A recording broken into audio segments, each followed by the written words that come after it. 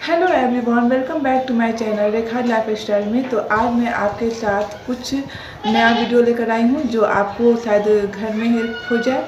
तो मैं इसके बारे में बात करने वाली हूँ। जी हाँ, इसे हम बचपन में भी रखते थे और अभी भी रखते हैं, क्योंकि इसकी बहुत ही, देखने में तो ये मिट्टी का बर्तन है लेकिन इसकी बहुत ही ज़रूरत होती है हमें बचपन से लेकर अभी तक। तो कुछ ऐसी बजट होती हैं हाउस वाइफ की। मैं भी एक हाउस वाइफ हूँ सिंपल सी, और मैं जॉब नहीं करती, मेरे हस्बैंड ही जॉब करते हैं। तो मैं कुछ पैसे बचाकर इसमें रख लेती हूँ और इसे मैं ज़रूरत की चीज़ें खरीदती हूँ।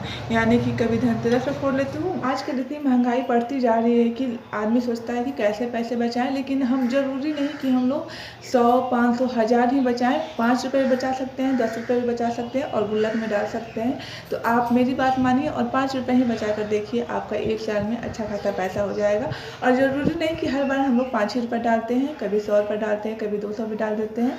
तो ये आपके ऊपर है, आपकी कमाई के ऊपर है और आपके बचाने के ऊपर है। हम चाहें तो लाखों रुपए भी खर्चा कर सकते हैं, हम चाहें तो 100 रुपये में काम चला सकते हैं। ये हमारे ऊपर है, हम हाउस वाइफ के ऊपर है। तो ये अपना अपना तरीका है पैसा बचाने का।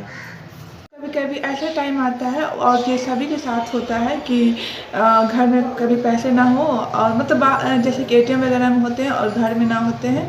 तो कुछ ऐसे मतलब हम लोग पैसा अगर पर्स में रखें तो वो पैसे कैसे न कैसे करके कभी न कभी खर्चे हो जाते हैं। लेकिन जो मिट्टी के बर्तन में हम लोग रखते हैं वो मतलब उसमें थोड़ी सी हम लोग कंजूसी कर देते हैं कि नहीं नहीं अभी नहीं फोड़ेंगे, इसे फिर कभी फोड़ेंगे।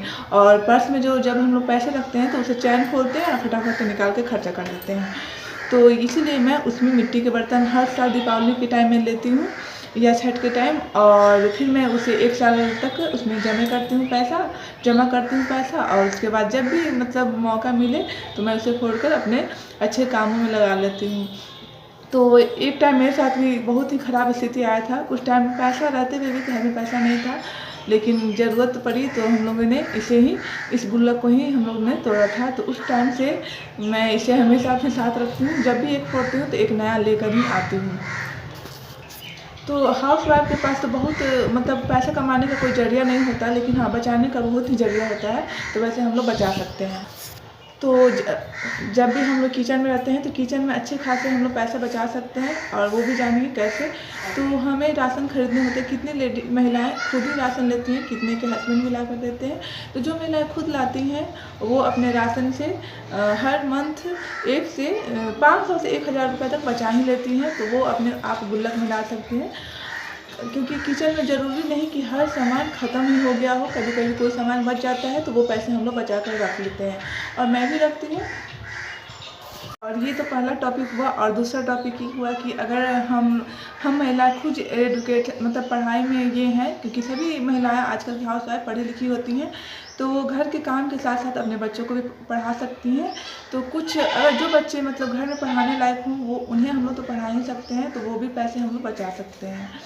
तो 500 से 1000 वो भी मान लीजिए। अगर हम अपने मायके जाते हैं तो माँ, या ये तो मतलब नॉर्मल सी बात है, सबके माँ बाप देते होंगे, वैसे मेरी भी मम्मी देती है, पापा भी आते हैं तो देते हैं।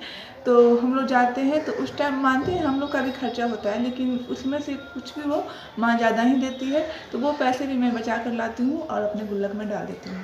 और अगर हम लोग कपड़े खरीदते हैं, थोड़ी सी कंजूसी कर दी जाए तो 100 रुपया 50 रुपया उसमें से भी बचा लेते हैं। तो हर फेस्टिवल में हम लोग कपड़े खरीदें।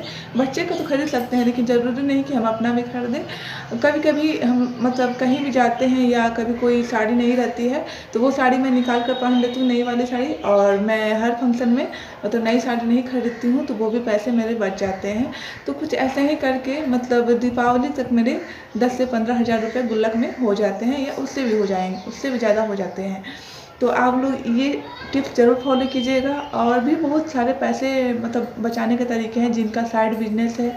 मतलब मेरे घर में गाय है, तो गाय का बिजनेस से भी हम लोग को जो भी 10, 5, 15, 20 जो भी बचता है मैं डेली उसमें डालती हूँ। कभी कभी एक दिन एब्सेंट भी हो जाता है तो मैं अगले दिन या उसके अगले दिन 100 रुपीज़ डाल देती हूँ, या 100 रुपये डाल देती हूँ।